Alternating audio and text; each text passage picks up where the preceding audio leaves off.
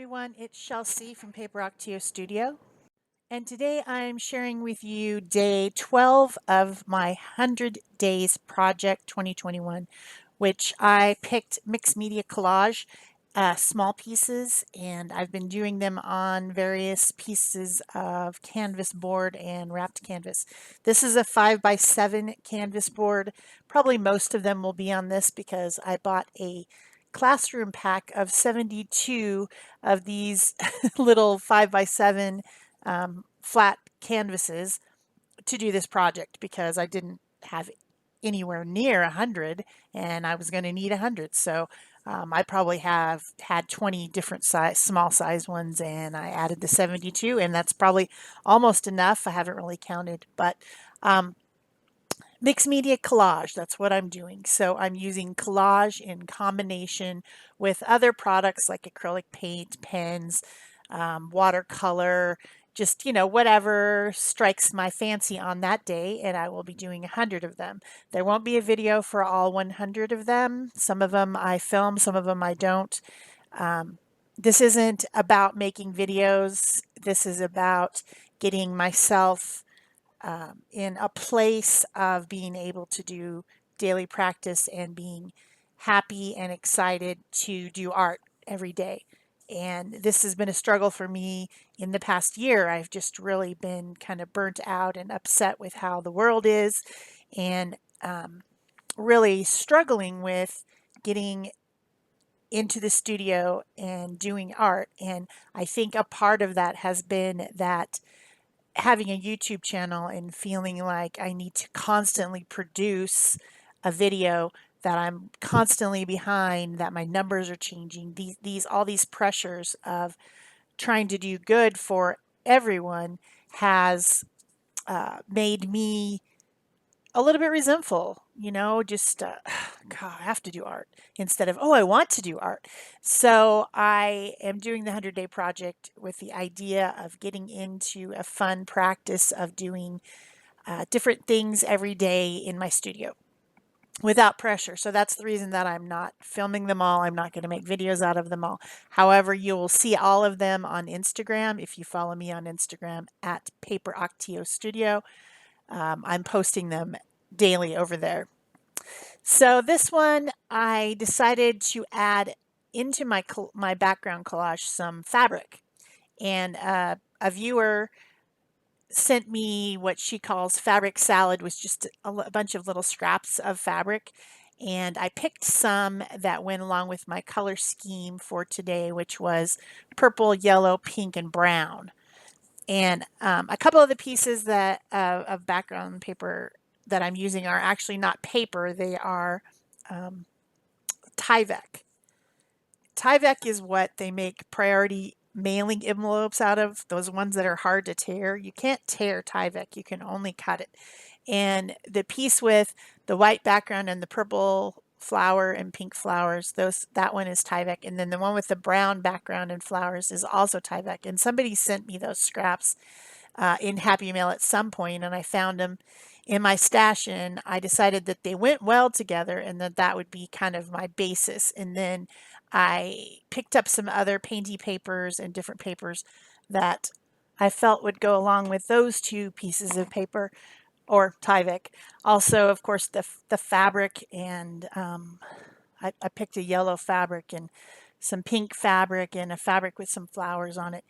And because of the original pieces that I picked, that informed the color scheme. It also gave me the idea that this was going to be a floral piece. So that was what I was planning and eventually executed. It will be a floral piece, and it's not abstract today. A lot of these have been abstract, but some of them are not. And I just want to play with whatever I want to play with, and that's how it's going to be. So this reminds me of a crazy quilt because I have the fabrics, and there are some threads that are, I when I put the fabrics on, I tore them so that there would be ruffled edges and threads, and one of the pieces had some stitching on it. So it's textural, it's interesting. I thought it was fun. I did want to kind of unify everything, so I used this Seth Apter ice from iZinc, which is, or iZinc is an Altadene product. It's like a glaze. It's a gel glaze that's acrylic, and this one is called Sunshine, I think. The ones I have French in the background, so I have to kind of guess. I think it's Sunshine. And so it's like a yellow. And by putting that glaze on, a glaze is translucent, right? So you can still see everything through, but it just kind of makes unity on my background. It covers everything and makes it all feel like it's meant to go together. So then I thought about using this mask stencil because I really like it. It's from Stencil Girl. It's designed by Tracy Bautista, I think. And that would have been cool, except for it wasn't a stencil, it was a mask. And so instead of having the lines of the flower, I would have a background filled up with just the flower part being shining through from what is on the background. And I decided that that wasn't what I wanted. And so instead I decided to draw. And I'm using my Pentel pocket brush. This is a little flexible brush that has a cartridge on the inside, and the cartridge has black India ink in it. India ink is permanent when dry, so you can paint over the top of it and it doesn't smear or run like some type of a water-based product. So I thought that would be perfect. Also, I like the kind of the options of having fatter and thinner lines as I'm going, like a brush. It's a brush. It's like a synthetic brush. If any of you have a water tank brush that has that synthetic bristles, I think they may be made out of silicone. I'm not sure. But it's like that, only it has the black ink inside of it that comes out through the brush instead of having to dip it in something. So it's really a fun product and I enjoy it a lot. I will put a link below the video so if you would like to pick one up. I recommend it. I think that Pentel Pocket Brush is something that every mixed media artist should have. So then the next thing I did was I mixed some titanium white, a little drop of primary magenta fluid paint, and some glazing fluid. This is from Golden. I have the one that's the satin finish. And what it is some acrylic fluid with no pigment in it. So it's like a clear. And when you mix it with something that's opaque like titanium white, you know, if you paint titanium white on something, it will completely obliterate what's underneath. It's completely opaque. So I wanted to make it less opaque so that when I painted it on there, you would be able to see the pattern and interesting stuff from the collage underneath. But still, I was getting a background. I was covering up stuff so that the flower and leaves and stem that I drew would come forward and be seen. So it's like taking out the background. Some people call this reverse painting. I've always called it, what have I called it? I don't remember. Exclusion. I've always called it exclusion. You know, excluding the background so that the foreground can come forward. That's my word for it, but I think other people call it reverse painting. So of course, as I'm doing this, I get a little bit of the paint on my lines, so I bring them back forward again, which I should have just skipped this step and did it at the very, very end. But I don't know, I'm fussy. My pen did run out of ink, and so you see me here replacing the ink cartridge, which I left this footage in because I thought that you might be curious about how you replace the ink cartridge. It's very easy. This pack had 6 ink cartridges. When you buy the pen, the package usually has 1 cartridge inside of the pen, and then you get an extra one. And then if you run out of that, you can buy a whole nother package with more cartridges for it. So it's easy to replace. It's no big deal. And the brush doesn't seem to wear out. That's what I've noticed about my water brushes too, my water tank brushes. That brush doesn't wear out. It doesn't, you know, start getting weird. It just stays the same. So whatever those brushes are made out of, it's a nice thing. I don't know. Silicone, I think. I'm not sure. So I fix up the lines again, And this is a real sketchy sketch. It's a sketchy sketch. I intentionally made multiple lines around instead of trying to keep it real clean and precise. I intentionally added extra lines so that it would look like a sketchy sketch. That's the way I wanted it. That was intentional. So I used a stylus ball tool to add a little bit of yellow to the circles on the inside of the flower. And then I'm adding some of this kind of light olive green to parts of the leaves. And I'm doing this with just a regular small round brush. And again, I'm getting paint on some of the lines, which I'm going to have to clean up. So I should have just skipped that medium section where I cleaned up the lines. You know, I'm fussy, so I continually do stuff like that.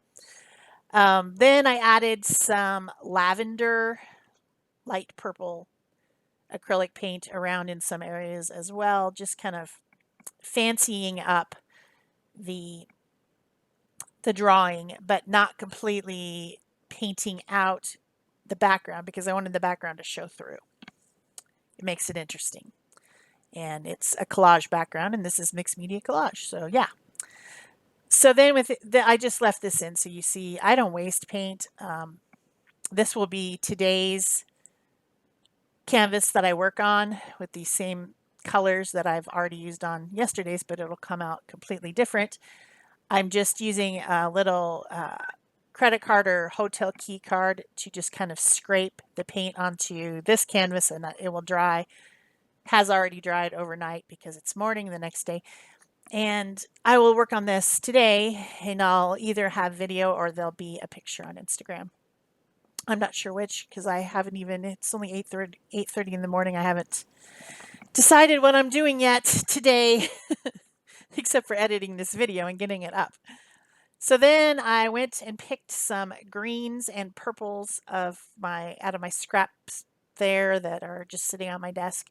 And I'm going to do a little bit more collage over the top of this flower. So I'm tearing very tiny bits, getting out my Liquitex matte gel medium to glue down tiny bits of paper on the leaves, on the inside of the flower, kind of where the flower opens and where it separates between the stamens and the insides of the petals. I'm just adding a little tiny strips of paper for more interest and contrast and just making it just better. Collage makes everything better. I like to glue paper to stuff. It's really an obsession of mine. So this takes a minute. I've got to tear tiny, tiny pieces, little strips and little teeny tiny rectangular bits of the greens and putting them on some of the what are those rectangle-y things that I have on the leaves, but not all of them. In some places I'm just leaving them with the paint and just, I don't know, making it more interesting. I think I did still have probably some green leftovers from those tiny little rectangle pieces from die cutting a while back. I still have some of those and maybe I could have used a few of those, but I just tore some, and it adds a little bit different color variation and pattern variation because these papers have pattern on them. And I like it. I enjoy collage a lot.